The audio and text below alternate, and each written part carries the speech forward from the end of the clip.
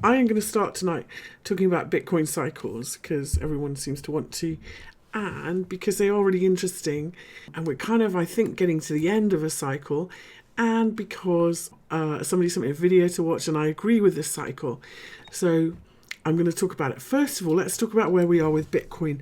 I'm looking at a Bitstamp chart on the daily, mostly because I like the price history best in Bitstamp. It goes all the way back to 2011. Okay, so Bitcoin cycles. When we look at the low and the rally we had from the 2015 low to where we are now, the reason that I'm still bearish and I'm not convinced we've got a bottom yet is because I keep looking at these fib retrace levels, and I'm looking for us to hit this 886 level around 2376. And so for me, 2376 is kind of the next fib level down, especially while if I zoom in, you can see we're holding underneath this 786 fib retrace level. We got underneath it and got rejected by it. So this is the main reason why I am going to look lower again. So I still have a view that we potentially could see one more kind of blow off low in Bitcoin before we're done and we go up again. Okay, so this is where I am at the moment. Now let's go back and use these fibs. So I think if for Bitcoin, for me, the rally from 2011 to 2013 was wave 1. That we had the pullback into 2015 was wave 2. The rally that terminated at the end of December 2017 was wave 3. We're in a big wave 4, and we're looking for one more push higher, wave 5. And very often there is a relationship between wave 2 and wave 4, if not in terms of scale, but then in terms of time.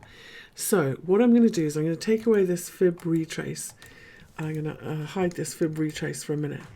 If there's a tool here called a trend-based fib time, it's very useful because I can zoom in using this tool, and I can measure from this in terms of high time. I can measure from this high to this low, and I can project it from the high that we made here.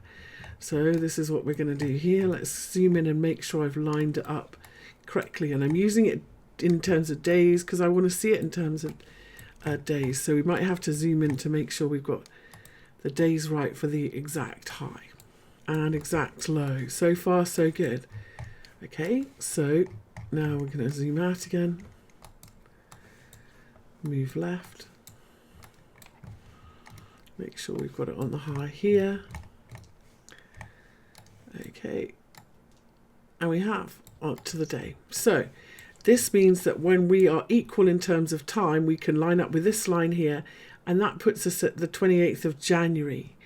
So 2 weeks away from being equal in terms of number of days correction on the 28th of January is when that's going to happen for us. So that will be where this correction is equal to this one. Here's another interesting thing. Let's put that fib back on. Now, I'm waiting for the 886 fib retrace, aren't I, from this high to low here. And we're underneath the 786 and holding underneath it. If I do the same and I look at the rally that we had here, and I'm going to go to, if I look at the rally that we had from 2011 to 2013, okay, how far did we pull back in this correction? If we measure from this low to this high, here, I've lost it, it's gone. Okay, draw another one. Then you can see that we did the same thing in let's mark these here.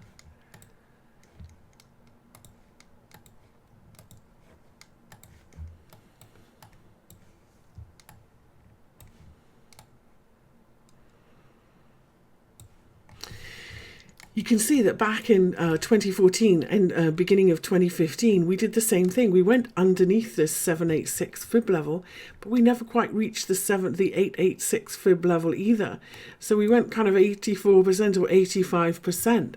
So if we did rally from here and we didn't quite pull back all the way down to that 886 fib level, it would just mirror what happened before in 2015 when the level and the rally kind of got front run and we leapt off early.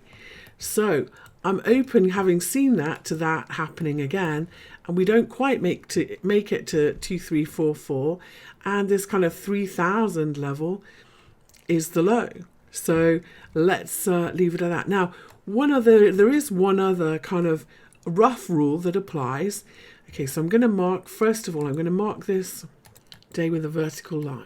That's our 28th, 29th of January, that we're expecting a potential turn. Okay, and so I'm going to take this fib timing away, because there's one other rule that can help us, and that is that we say normally or not normal, but a very common correction of wave 3 is a 382 fib retrace. Well, clearly with Bitcoin, we've gone way beyond that. We've gone beyond 786. But what we also do is ignore time.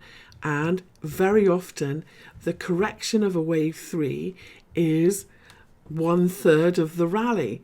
And so the closest fib for me is a 38.2. So if we use that trend-based fib time tool again, we measure from this low to this high here, and then we project it from here. Where does this 38.2 come in? Look, here it is, exactly the same day. So we've got in fact, if I've drawn it right, let's zoom in and make sure I have. I think it might be the 30th of Jan, which would be cool because it's my birthday, but joking. But let's get it from the same day. So if we zoom out, and we've got exactly the same day, so 28th of January. And so that is where the pullback in time would be 38.2 of the big rally from the January 2015 low, and that is where the correction will be equal in time to the 2014-2015 correction. So there's a lot lining up for us to find a low and find a base around this time, in terms of cycles. And people who do fractals love this kind of thing, and markets really do kind of tend to follow these kind of patterns. So potentially we could be looking at the end of this month, beginning of next month, and all we should do, should we trade it? Should we go all in Bitcoin at the end of the month? Probably not. But what we should do is we should bear it in mind, so that when we are looking at the end of this month for whether we, have a low or not, we should be on watch for a reversal, because I don't think it hurts if we do see a reversal at the end of the month, putting our toe in the water. And I don't think that we should rule out one more swing lower. Where's it going to come if we don't get all the way down? Where are we going to go if we don't get all the way down to this sort of 2400 level? Well, if this, this prior wave form, made this 3000 level to 2980 at Bitstamp, it's a little bit lower at some other exchanges.